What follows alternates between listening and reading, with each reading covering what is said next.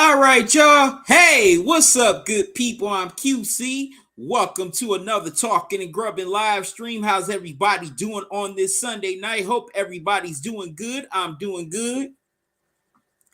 Well, tonight I'm here to recap the first two episodes of Winning Time, The Rise of the Lakers Dynasty. This is season 2. I had meant to do it last week, but I was away in Canton covering the Pro Football Hall of Fame inductions. So I'm going to be doing the first two episodes here tonight. Matter of fact, I will be live each Sunday right after Winning Time with the instant recap. So as soon as Winning Time is over, I'll be on live to give my instant recap and thoughts on this episode. Make sure you hit the like button. Also, if you're not subscribed to the channel, make sure you click that subscribe button, ding that notification bell, and click all so you don't miss any new videos or upcoming live streams from me. As I'll be back live tomorrow night with my live nightly digital show at 8:30. So, want to know your thoughts on this episode right here in the chat. And also, I will be posting both videos of the recaps so you can watch it live, so you can watch it later on if you have to. Also, if you would like to donate to the Also, if you would like to support the channel, you can donate via Cash App or PayPal. There's the Cash App cash tag, $ Talkin and Grubbin. Also, here's the PayPal email address, talkinandgrubbin@gmail.com. Any donation you give to the channel, I greatly appreciate it. And I definitely appreciate everyone who has donated to the channel, past or present. I greatly appreciate it. There's not enough words to describe how I feel, so all I could just say thank you. Y'all have helped me keep this channel going and growing, and I want to keeping it growing until this is definitely a force out here in new media. All right, so let's get down to the recap. I'm going to recap episode 1 from season 2, which was called One Ring Don't Make a Dynasty. Now, this picks up where season 1 left off. The Lakers are coming off of their 1980 NBA championship, and Magic is definitely riding high. His rocket is just shot up way to the moon. He's getting a lot of endorsements. He's getting a lot of paper and also getting a lot of tail as well. But in the process of having fun, Magic finds out that he's gotten a woman pregnant and she plans on keeping the child. Now, his handlers, Dr. Day, as well as Lisa Davis, have drew up a settlement for her to where she'll be financially, where she and the child will be financially taken care of, and it won't even bear the Johnson last name. Now, Magic, he's definitely very apprehensive about it, but he definitely doesn't want to, have his child be raised without him. So he definitely has a lot to think about. Now, Paul comes back looking like new money. He has the slick back hair, the new suit. He's feeling good with swag. Pat Riley, he's still the same old Pat in a way. Paul feels that since we're the champs now, we got to start looking like it, dressing the part. Also, Magic and Kareem run into each other during their first day of training camp.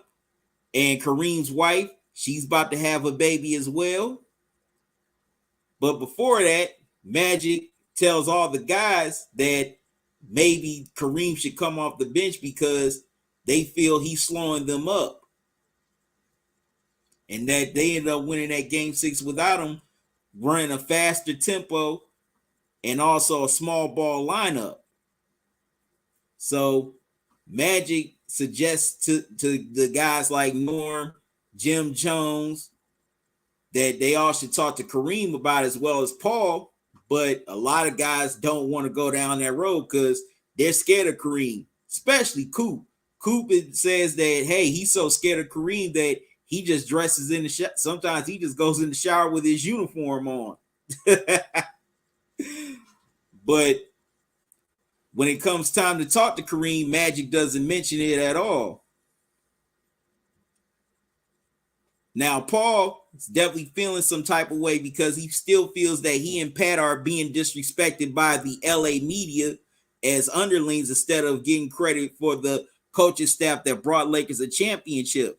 He feels that they're still in Jack McKinney's shadow, despite them taking over and winning the title after Jack McKinney had to step down due to his bike accident. So he's really driven to prove everyone wrong that he can coach a team to another title and that he's just not an underling, that he is definitely a valid NBA head coach.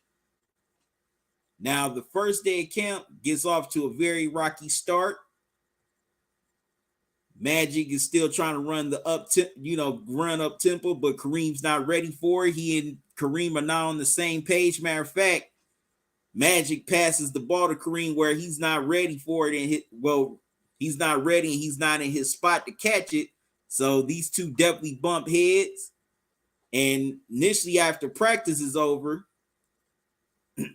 tries to end, excuse me. Magic and Kareem decide to have a scrimmage. Magic plays with all the guys that started in Game 6 of the NBA Finals, while Kareem decides to play with the B team, which is all the second and third stringers. So Kareem really motivates them, telling them, hey, you MFers want minutes, this is your chance to get them. So they take full advantage. Boy, it's a very physical, scrimmage, man. People are just elbowing each other, just knocking each other down. I mean, earlier in the practice, Kareem had a nasty block on Magic that was nothing nice. But, man, the scrimmage gets very physical. It seems like it's damn near like a brawl. But then, while Magic and Kareem are fighting for the ball, inadvertently, Magic elbow Kareem's in the eye, ends up messing up his eye very bad. Now, later on in the episode, also Jerry Buss goes to the owners' meeting in New York for the NBA draft.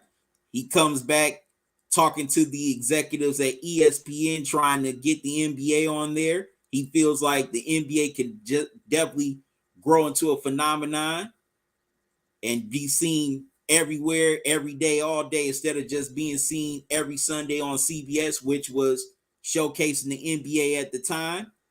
And he presents it to David Stern, who's still under the old commissioner at the time. Also, Red Auerbach is there. And, of course, Jerry Buss got a glow in Red's face about, him being second runner-up. Also, him having the title, as well as, him being one and done ever since he became an owner. He doesn't know about losing. All he knows is winning. And Red Auerbach basically tells Jerry Buss to pump the brakes, that just be happy with what you got, because you get distracted. And also, unbeknownst to Buss, Red drafts Kevin McHale, and then he makes the trade with the Golden State Warriors to get Robert Parrish, aka the Chief, to have the best backcourt in the NBA. So now, Boston is definitely, up their team, and they're ready to go. They're ready to compete for a championship. They're just ready to click on all cylinders to send a message. And Jerry Buss hopes that he can beat Red in the NBA Finals. Now, the regular season, the 80-81 season tips off. And the Lakers are ready to defend their crown. But the first game, Magic ends up messing up his knee pretty bad. He's going to be out for 12 weeks. So he decides to go back to Lansing and hang out with his family for a while. And also he has to wrap up the situation with the woman he ended up getting pregnant, decide what he's going to do. Initially, he and his people present her with the buyout, but the girl's father is very PO'd and insulted that they would even present something like that. Also, Magic parents call him out for, being irresponsible as well and trying to run away from his responsibilities, because that's not how they raised him. So while he's rehabbing his knee, decides to reach out to Cookie and try to patch things up with her, but she's not having it because he's done it he's messed around on her too many times. And, she tells him, like, do you think about that before you, smash somebody? Do you think about the outcome?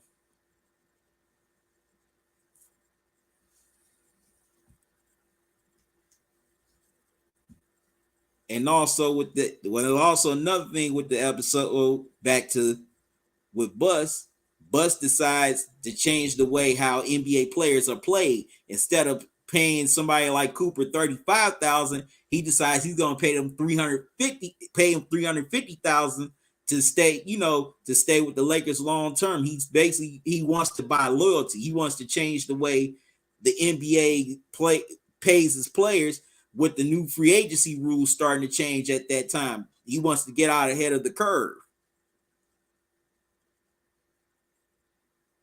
So he decides to try to lock up all of his starters long term. Now, Jerry West and Ben Sharman definitely don't like it, because that's not how it was done in their days. Matter of fact, West mentioned that he only made $800,000 for his whole career.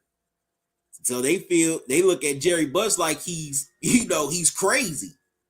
But Jeannie also agrees with her father, since Reagan was about to be president, things were going to start favoring the rich more now that he was going to be in office. Basically saying, credit was going to be the new cash.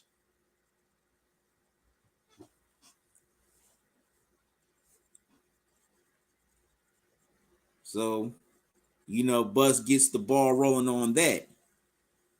But also got to go back to the beginning. Definitely like the beginning of the episode, which began in game 1 of the 1984 NBA Finals between the Lakers and Celtics, as the Lakers took game 1 in Boston. And, that crowd in Boston was so hostile, they didn't even get in the showers. They had to run straight to the bus before the Celtics fans definitely found out where they were. And Pat Riley tells them that, hey, we got one. Let's not get cocky. We won our rings. They won ours. But it didn't mean anything because it wasn't against them. And basically said, we want their hearts. But then a little later, all this, it looks like about hundreds of Celtics fans just storm right out of the garden, just start throwing things at the Lakers bus. They're just out for blood. Literally, they jump in and banging on the windows. It's like, if they could have found their way in and just, grab Magic, Kareem, or any Laker, they would have. So, of course, the Lakers, they're definitely a little terrified, because the Celtics fans just have the whole team bus surrounded. The sides, the front, the back. You see Celtics fans jumping on the front of the bus and just banging the windows. So, Pat Riley's just telling them, just get us the F out of here. So the White Bus Company, yes, that's the actual name of the bus company, had to speed out of there before, they flipped that bus over. So I had to mention that tidbit as well. All right, now back to the other story. Well, back to the other parts of the story. Now, Magic, he's definitely seeing Isaiah Thomas starting to, do his thing in college. He sees Isaiah's definitely on the come up, about to get into the NBA draft. and he knows he's going to be something special, so he turns the TV off. Now, the woman does give birth to a boy named Andre. That's Magic Johnson's oldest son. And, he's definitely proud when he finally holds him in his arms for the first time. So is his dad. So Magic decides that he's going to step up and take responsibility and take care of his son. So Dr. Day, which is Magic's manager, comes to Magic's parents' house, and his dad tells Dr. Day that he and the girl's family worked it out, settled it like family. So basically, we ain't gonna need you no more. And the dad and this is one of my favorite scenes of the episode, when he just tells the dad, "Get the fuck off my porch." It just slams the door right in his face, man. I was like, "Go on, Papa Irvin Sr." That was just a straight up G move right there. That was a straight up G move right there. Now, Magic, definitely tries to play a little basketball on the playground to try to rehab his knee, but you can just tell he doesn't have the confidence that he once had the season earlier. You can tell he's timid and just afraid to get back out there because he's afraid that he's going to re-injure his knee again, and he may end up being a bust and has to go back to Lansing. So that's messing with his head.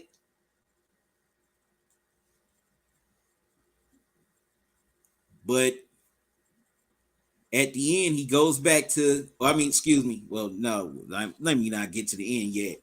So Paul Westhead sees that the Lakers are struggling without Magic, so he decides to install a new offense that benefits everybody, where everyone will shine, whether where it just won't be Kareem just taking up the load, where Jim Jones can shine, Norm can shine, Jamal Wilkes, just the whole team, which would be known as the run and gun offense, but Paul calls it the system. And they start practicing it, and once Paul installs the system, the Lakers, take off and start winning. They go on this big winning streak without Magic, and they definitely move way up in the standings. Now, at the end of the episode, Magic comes back during a home game against the Celtics, and the crowd is just very happy to see him. They're chanting his name. And then, the Lakers turn it over and they give it to Larry Bird, who sees Magic right there. He puts up the shot and tells Magic, "Just sit back and watch. I'm putting on a show. I put on a show just for you." Knocks down the three. And Magic looks at us and says, "I really don't like that, MF." But that was definitely a great way to kick off season 2. Definitely love the opening of, them opening with the 84 game 1 of the 84 finals, and watching the Lakers run, got to run all the way out of the arena to the bus. They definitely picked the perfect song, using Prince's "Let's Go Crazy" from the Purple Rain soundtrack, because that whole scene was crazy. I mean, Jerry Buss in the middle, with the Celtics fans talking trash as they're throwing stuff at him, cussing him out, calling him all kind of names. I'm like, that's a pretty gutsy move to sit with opposing fans as a team owner and just talk trash. But also, definitely like this. Well, also like showing how, with Paul and Pat, despite the fact you can, accomplish something major as winning a championship, some people still don't give you credit. I mean, that's happened with some coaches. That's happened, of course, with Ty Lue with the Cavs. That's even happened with Steve Kerr with the Warriors. He wants to prove, Paul wants to prove to everybody that he does belong. But at what expense do you prove that? Also, it shows how the NBA was starting to change at the time, because we all know Magic and Bird definitely saved the NBA. But we also saw the changes of the NBA, how things were just starting to evolve. Finally, NBA was finally gonna starting to transition to cable and not just to excuse me, network TV, which ended up growing the NBA. Now, of course, a lot of people thought that was crazy at the time because you didn't pay for TV. TV was free. Cable wasn't really that prominent back then.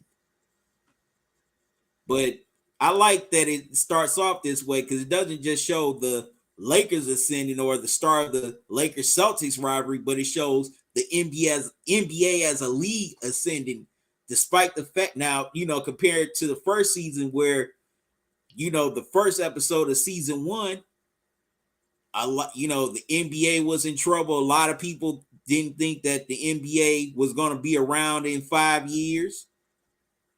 So definitely enjoyed that episode. All right, good people. I'm going to take a quick time out. I'll be right back, and I'm going to recap episode 2. So don't go away.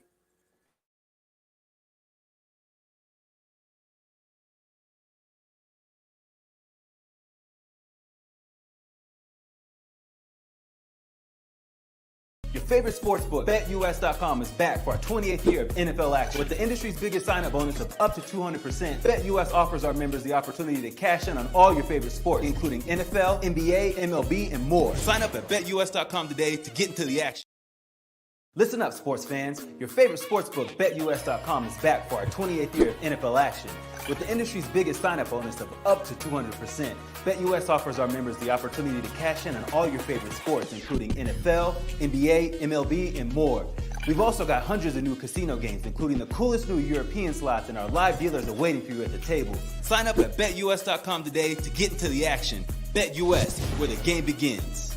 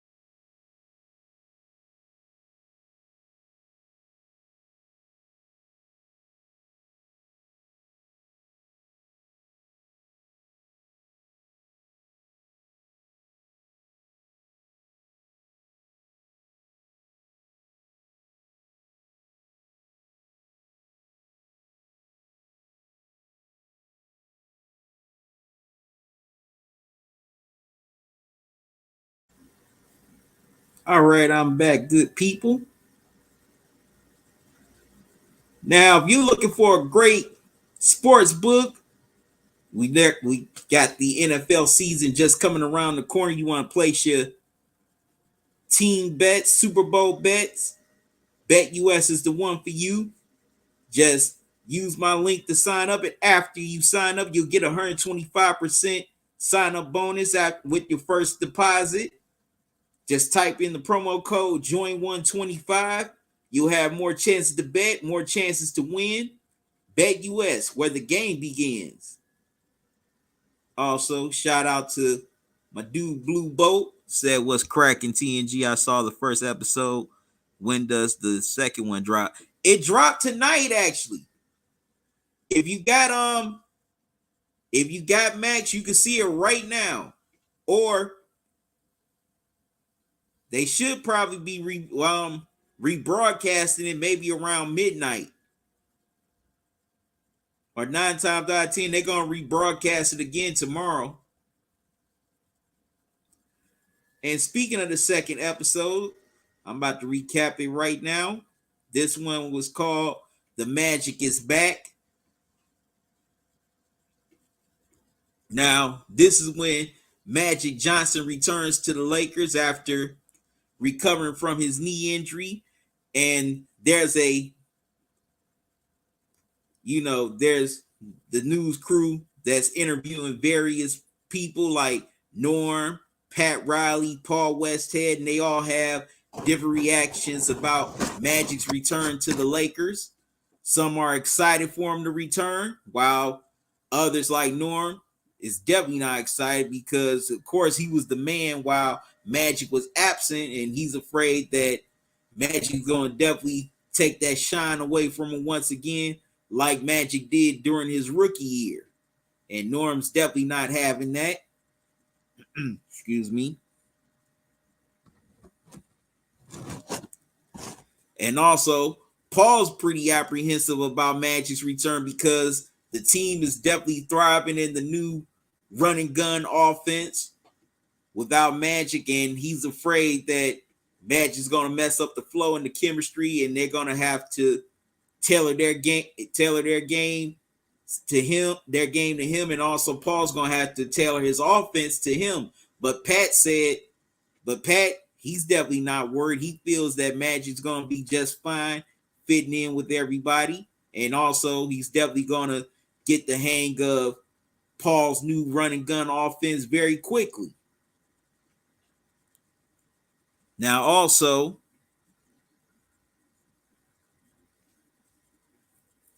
Jerry West proposes a trade. He wants to trade Norm for David Skywalker Thompson. Pat Riley, he's down for the trade. Bill Sharman, he's down for the trade. But Paul Westhead, he's definitely not down for the trade.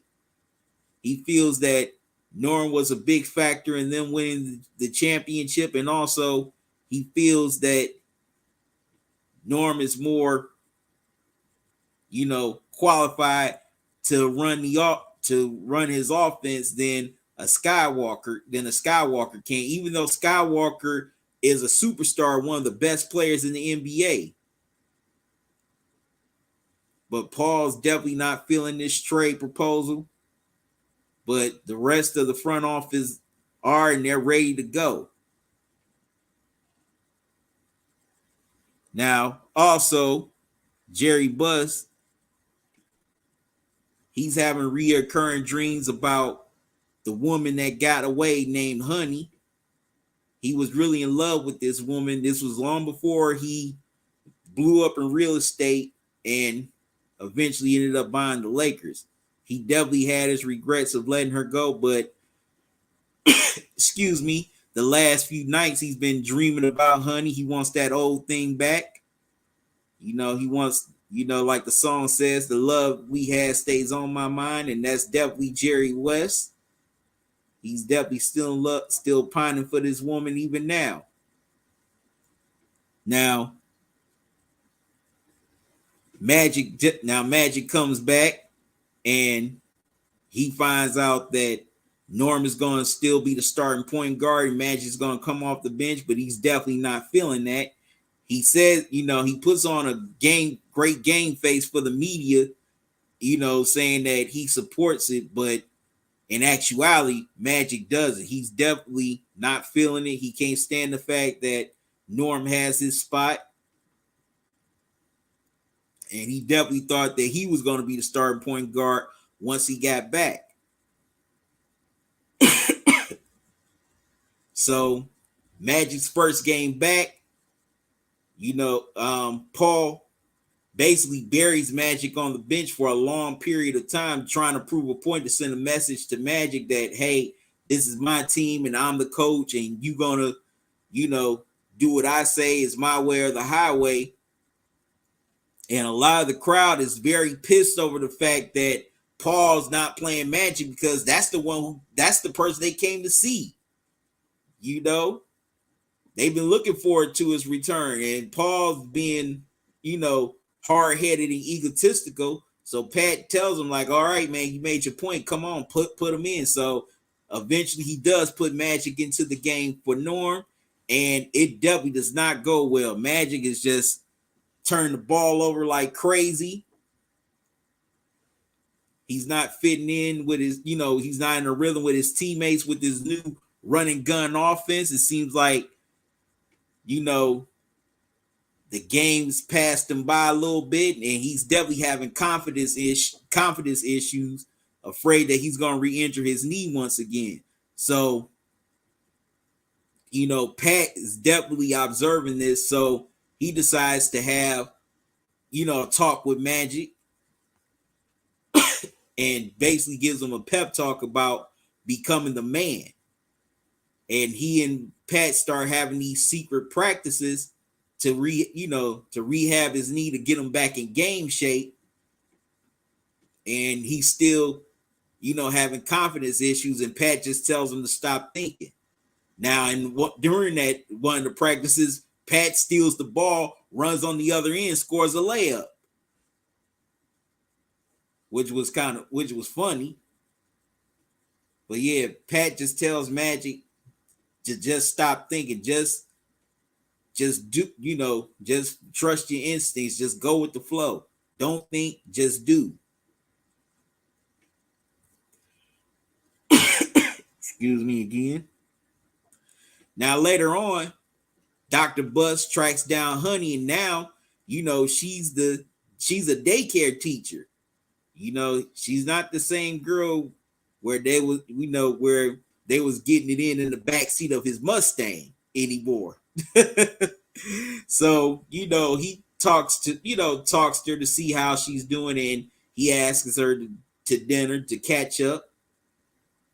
So they do. So later on, they do, go to dinner and catch up. And you can definitely tell he's falling in love with her again. They start reconnecting. He definitely wants that old thing back.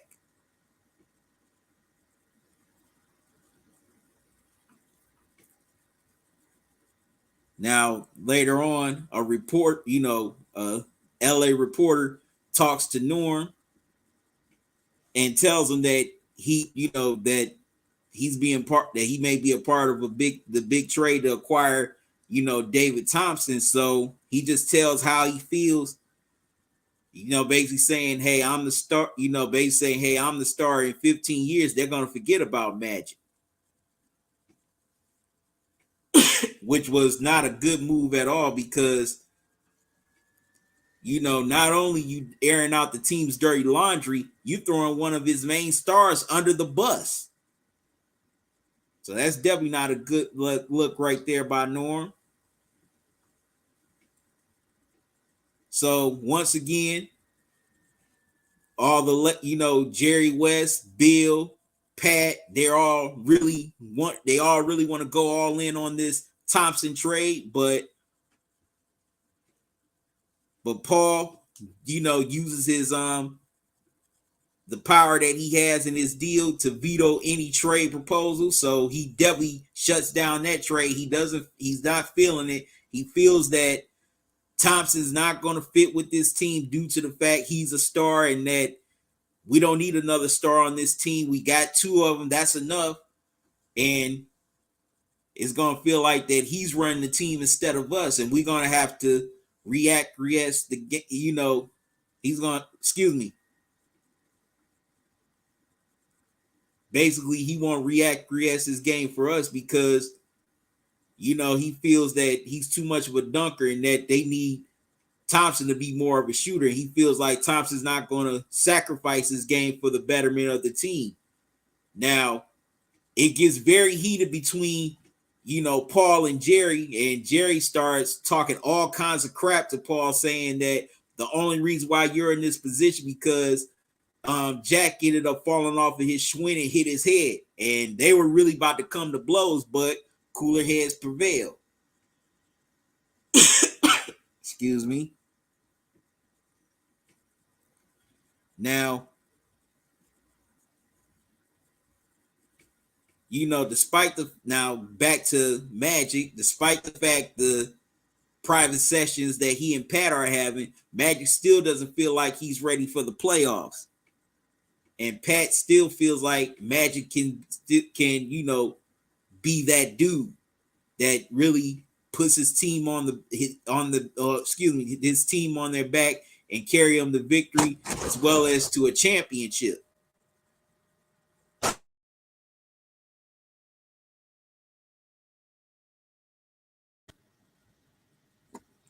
Excuse me.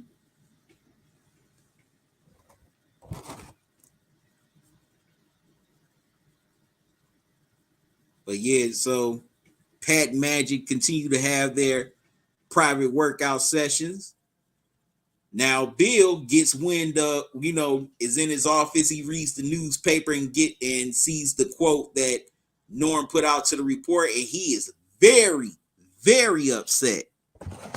So, Jerry is really ready to do the trade for Thompson now, but Paul still not feeling it, and he shuts it down. He shuts down that trade. And now here comes the playoffs. The first round, they're up against the Houston Rockets. The Lakers are heavy favorites. A lot of people just feel it's nobody but Ralph Sampson. And Ralph Sampson and Moses Malone. And they feel that the Lakers should just, this should be an easy win for the Lakers. But it's not. The Lakers end up losing game 1 on their home floor, and everyone's just stunned. The Lakers are stunned. The announcers are stunned. The crowd in the forum are stunned. They can't believe that, this championship caliber team would lose to lose a game to a team like the Rockets. And you can just tell there's a lot of tension on the court between Magic and Norm for the comments that Norm said about Magic in the media. And game 2, it really comes to a head where Magic and Norm get into a heated argument in the locker room, and they're about to, throw hands at each other. But Coop comes in, settles everything down, and, makes Magic and Norm apologize to each other. Now, Norm or Magic want to apologize to each other because both of them feel like they're right there in their feelings. But, Cooper gives them that stick, but Kareem, being the cap, comes in and, hems up Norm and forces him to apologize. So they apologize to each other. But then Cooper wants both of them to hug it out. And, of course, they ain't with it because back then, men didn't really hug like that. But Norm and Magic eventually hug. Cooler heads prevail. They win game 2. Excuse me. And force a game back in LA. And hoping that their season and their hopes of repeat don't come to an end. So back on the plane to LA, Paul goes to get himself a drink, and the same reporter that talked to Norm about the Thompson trade, tells Paul, feels that Paul Westhead was robbed of Coach of the Year, and that he had voted for him. And then in the midst of their conversation, he tells Paul about the secret workouts that Pat and Magic have been having. Now, this really has Paul very heated. He, gets Pat. They go somewhere private, and Paul just lays into Pat for not telling them about the secret workouts. And also, he basically says that I'm running this team. Magic doesn't run this team at all. And, all the players, are hearing them argue because they're shouting to the top of their lungs. And Magic says, hey, I don't feel that way. I never felt like that. And Pat tells him, like, man, you need to just, you just need to let, set your ego aside for the betterment of the team. Like, it's not about you.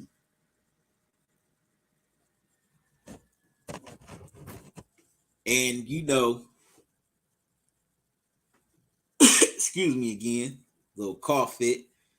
And Pat tells him, like, you didn't want Thompson because of your ego and your pride. And you just don't want to let those things, go. He said if we would have had Thompson, we would be up, up 2-0 instead of on the brink of elimination. So then game 3 comes. It's a very close game, and the Rockets hit a go-ahead shot to put themselves up 1. Westhead calls timeout, and he wants Kareem to be. He calls, a play where Kareem's the first option, then Norm, then Coop. He doesn't even go to Magic in any kind of way. He doesn't have Magic be a decoy or nothing. He just shuts Magic out completely. Excuse me. But, Pat has a little conversation with Magic, to the side, and tells him be the guy.